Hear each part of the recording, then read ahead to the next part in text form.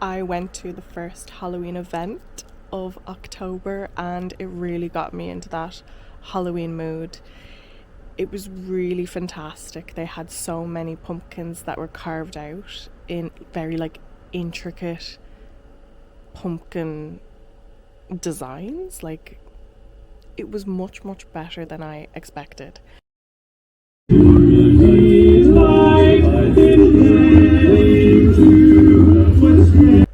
Going to this Halloween event mixed in with watching more Halloween-y programs is getting me much more into the Halloween spirit, and also drinking more PSLs, pumpkin spice lattes. But when we were leaving, we were going out through the gate at about 9:30 at night, back towards the train station, and everyone else, because so many families went to this, were going to the car park to get their cars.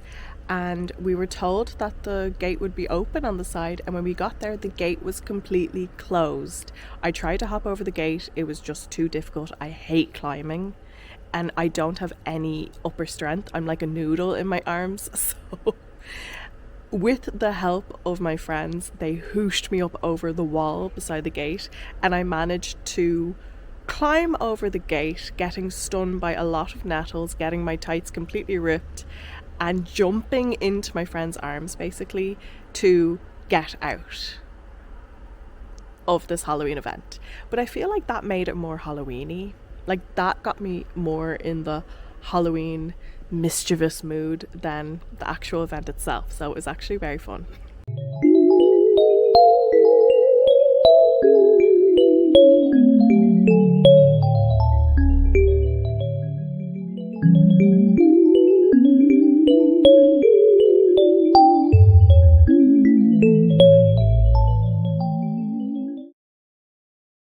So every Halloween there's usually a couple of videos or TV series that I watch to get in the Halloween mood, and this is newly released by Netflix called True Haunting, but actually it's not good, by the way. I watched all of it. It's really dragged out. Netflix really loves to drag what could have been one episode an hour long into 3 1-hour-long episodes. This really isn't as scary as what Netflix had out before this, the kind of predecessor of this, which wasn't called True Haunting. It was just called, here it is, Haunted. I've come, faith. Now this is scary. It has 3 seasons. And each episode is about 20 minutes long, and they claim that these are real ghost stories that happen to real people, and then they have them acted out by actors. The scariest episode out of all of these, I've watched all of them, is, I found it, season 2, Ward of Evil. A nurse working with dementia patients at an assisted living facility comes face to face with a resident who emits a disturbing energy. Basically, all these ex-nurses who used to work in a nursing home, they all claim that one of the patients, the elderly ladies, was possessed by the devil, and they literally saw demonic things happen in that room that they couldn't explain, including, maybe I won't spoil it for you. This honestly is really, really scary. Don't watch it at nighttime when you're alone, like I did. But then, the video I always watch, it's called, on YouTube, 13 Real Asian Horror Stories, English sub. They're all Japanese. And this video truly, it's an hour long and 16 minutes. It has a collection of what they claim are real life ghost stories from Japan and paranormal stories that are just terrifying. It's all acted out by actors. And for me, the scariest part of the story is this part.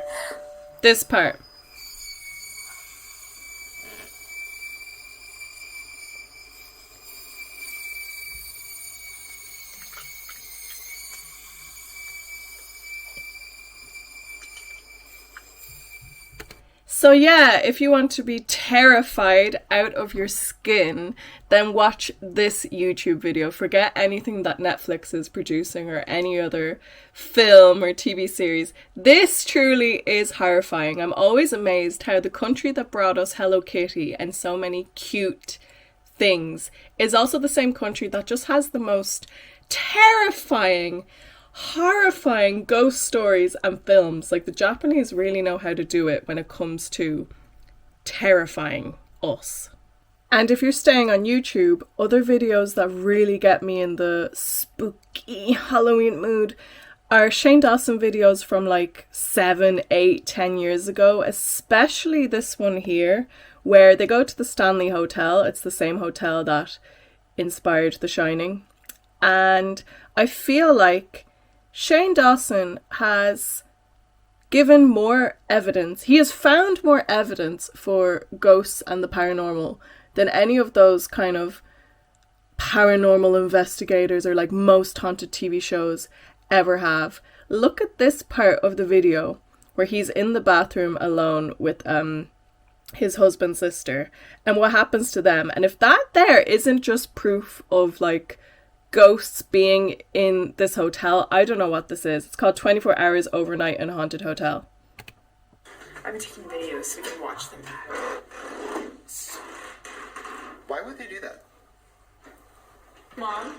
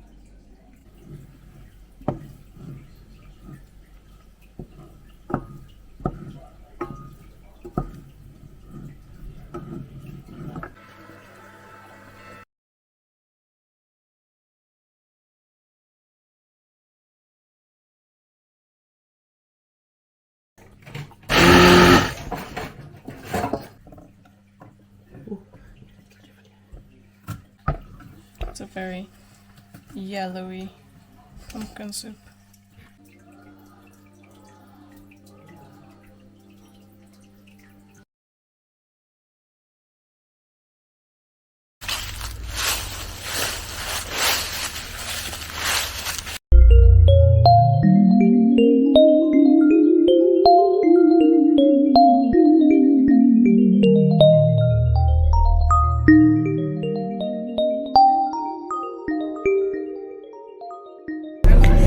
So I'm coming back from Sound in Marley Park, and I have to say, it was pure shite.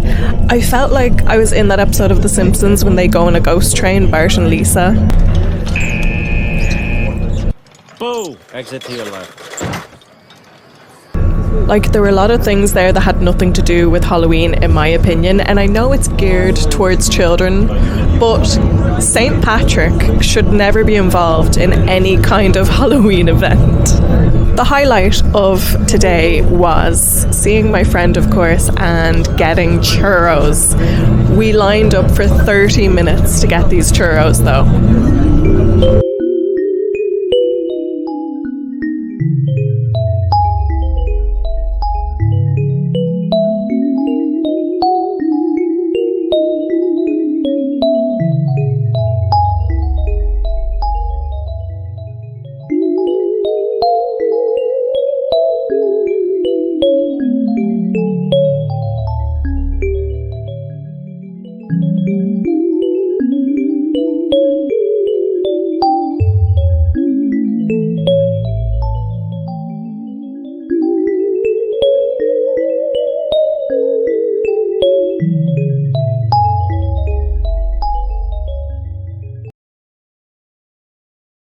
went to the Stella Cinema yesterday with a friend to go see the film Misery. And I forgot how good of a film that actually is. I've seen it once and I really, really appreciate how the 80s and 90s, they didn't rush out a film. They really took their time, put budget and effort into a film, and it's a very simple plot. But I like the way it's kind of brought out, dragged out a little bit, but in a good way. And it's not an on-the-nose horror, but there are definitely some kind of like jumping points, jump scares, forgot the word.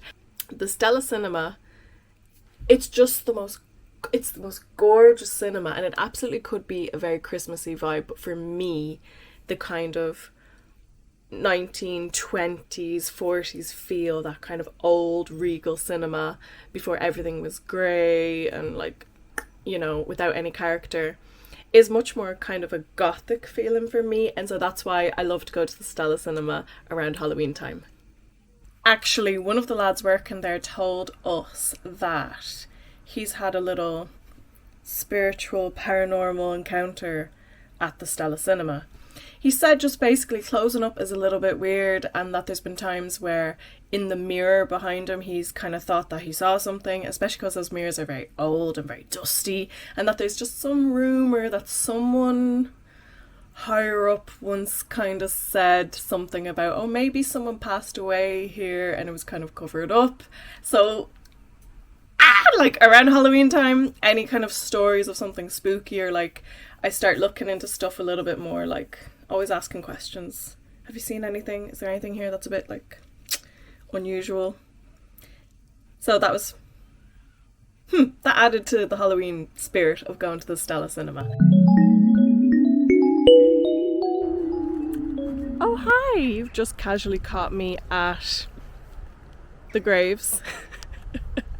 Nothing more Halloweeny than being in a cemetery, but actually I am here with flowers to put on my nana's grave. I know it's very kind of cliche that when someone passes away, they always say, oh, they were the best person ever. They, like, no one can say a bad thing about them, even though, you know, there is no perfect person and people make mistakes. My nana truly was one of the kindest people ever. She never had a bad thing to say about anyone, and I aim to be a little bit more like her whenever I remember. It's hard though.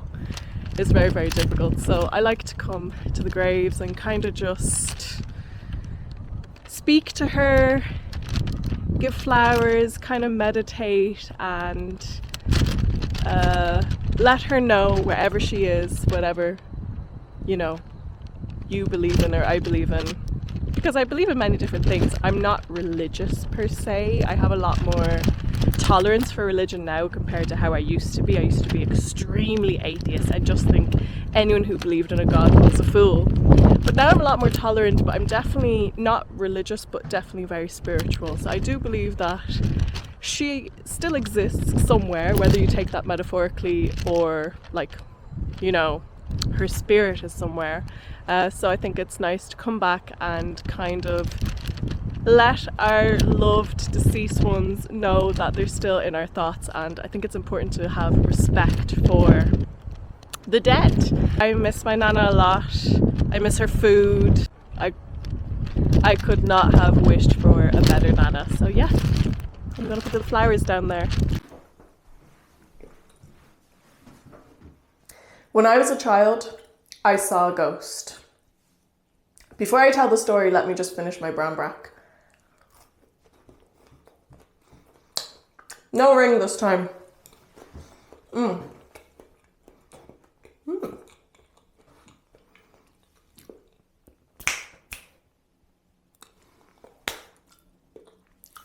So, when I was a child, I saw a ghost with my friend. I was playing with my friend in the summertime, and this was a friend who lived in the same estate as me on the same road. And her next door neighbour, they had a trampoline and they went on holiday. So we very, very wrongly, wanting to play on their trampoline, went into their garden and played on their trampoline for 2 or 3 days in a row. Their side gate was open, so we just kind of went in through the side gate. We played on this netless trampoline that was in the middle of the garden. The back of the garden had big trees and a concrete wall. And near the front of the garden, in front of the trampoline, they had a glass conservatory, or sunroom, some people call it. So we could see ourselves bouncing on the trampoline in the reflection of the glass. And it was that kind of glass that was very reflective, so we could see all of the garden behind us. It was probably the second or third day that we had gone into this garden to play on the trampoline that we saw the ghosts. As we were bouncing, we both slowly noticed that there was a man behind us dressed all in black and with red glowing eyes. We could see him in the reflection of the glass of the conservatory. And slowly we stopped bouncing. My friend said to me, "Ash, do you see?" And I cut her off and said, "Yes." I turned around, we both turned around to see the man behind us, but there was no one behind us. But we could still see him in the reflection of the glass behind us, pointing at us and smiling the creepiest smile. At that moment, we wanted to run out, just run out the side gate. But there was, and this is the most Hollywood ghost in a film part of the story, there was a wedding dress, a floating wedding dress, blocking our exit. It looked as if there was a woman wearing the wedding dress, but the woman was invisible, a veil and a wedding dress just floating there. So I don't know how long it was, 2 minutes, 5 minutes, 10 minutes, I'm not sure, but we just kept turning around to see if there was someone behind us, and there wasn't, turning back to still see him in the reflection of the glass. Back and forward, and we could still see the wedding dress, the woman. Slowly, they started to fade away, and we ran out of the garden and directly next door into my friend's house. My friend was a little younger than me, and she used to copy me a lot when we were children. So I wanted to make sure she saw exactly what I saw. So I asked her to explain everything she saw first, and she explained it exactly the way that I saw it. We told everyone. The people who believe in ghosts believed in us, and the people who don't believe in ghosts didn't believe us, and they still don't believe me.